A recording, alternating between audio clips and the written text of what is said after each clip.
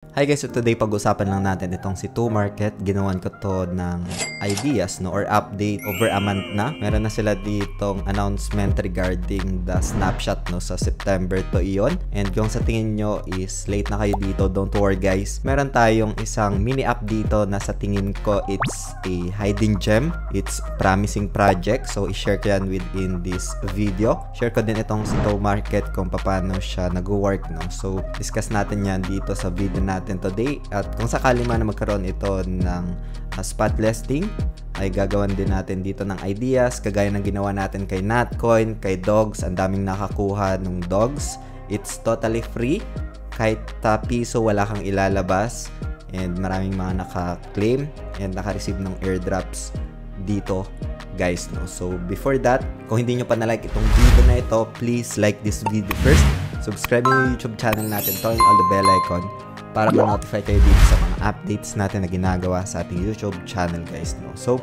for now, dito tayo ngayon sa dashboard ni ToMarket. Puntahan nyo lang dito guys yung start farming, and pagkatapos nyan pwede nyong i-click yung start wherein you can play now, itong play now, and then select nyo lang dito or slide nyo lang dito yung mga nahuhulog na tomato. And pagkatapos nyan, you will earn ng pinaka points dito guys. So pagkatapos nyan, you can claim as well sa mga task. Pwede kayong pumunta dun sa task and you can earn additional tomato points. So simple as that. Meron din sila dito guys update sa kanilang Twitter. Eto. So as per checking nga dito, yan, ToMarket snapshot September to.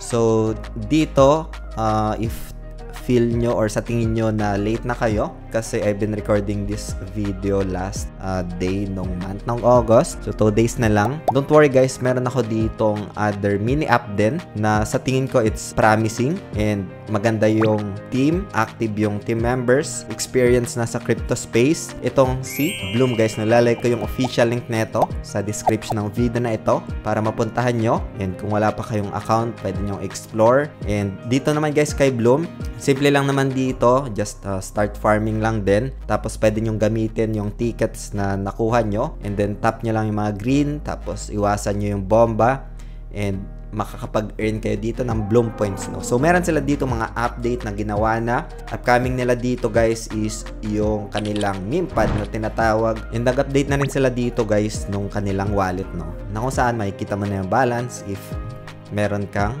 na-add doon na wallet. And for me, early pa itong project na ito.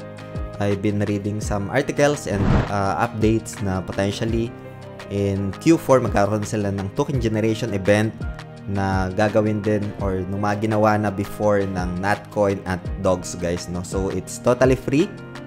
Pwede nyong puntahan yung official link sa description ng video na ito, and hope you get some insights dito guys, updates, ideas.